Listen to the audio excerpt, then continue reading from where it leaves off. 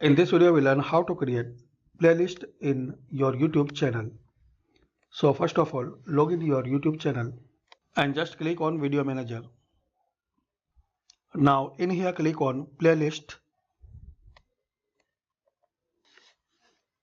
Here is the option New Playlist. Just click on it. Give your new playlist name and click on Create. Now click on Edit. Click on Add Videos.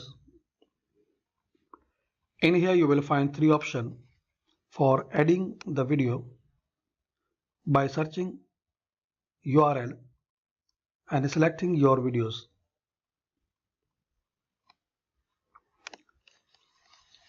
In here select videos which you like to add in playlist and just click on Add Videos.